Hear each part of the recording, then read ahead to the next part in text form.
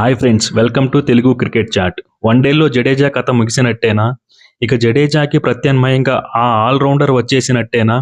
Bowling, batting, fielding ఇలా 3 డిపార్ట్మెంట్స్లో దుమ్ము లేపే ప్లేయర్ దగ్గర నుండి ఈ మధ్య కాలంలో కాస్త పదును తగ్గిందా?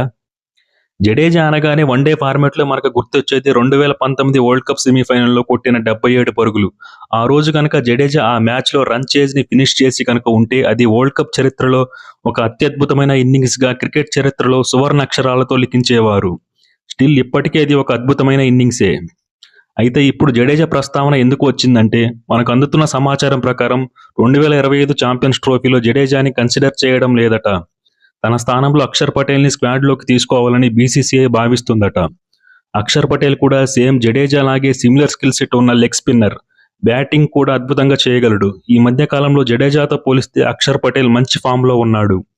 బీసీసీఐ కూడా 36 ఏళ్ల జడేజాని కాకుండా అక్షర్ పటేల్ని ఛాంపియన్స్ ట్రోఫీ 2025లో తీసుకోవాలని ఆలోచిస్తుందని సమాచారం. ఒకవేళ జడేజాని స్క్వాడ్లోకి తీసుకున్న ప్లేయింగ్ 11లో మాత్రం అక్షర్ పటేలే కన్సిడర్ చేసే అవకాశం కనిపిస్తుంది. ముఖ్యంగా 2027 వన్డే వరల్డ్ కప్ని దృష్టిలో పెట్టుకుని బీసీసీఐ అయితే ఈ నిర్ణయం తీసుకోబోతున్నట్లు సమాచారం. ఒకవేళ జడేజా 2025 ఛాంపియన్స్ ట్రోఫీ స్క్వాడ్లో సెలెక్ట్ చేయకపోతే బీసీసీఐ దాదాపు జడేజాని వన్డే స్కీమ్ ఆఫ్ థింగ్స్ నుండి పక్కన పెట్టినట్టే. అయితే జడేజాని మళ్ళీ వన్డే క్రికెట్లో చూడలేమా అంటే, ఒకవేళ అక్షర్ పటేల్ సరిగ్గా పర్ఫామ్ చేయకపోతే మళ్ళీ జడేజా వైపు సెలెక్టర్స్ చూస్తారు. ఏది ఏమైనా ఇందులో ఏది నిజం, ఏది అబద్ధం తేలాలంటే 12వ తేదీ వరకు ఆగాల్సిందే.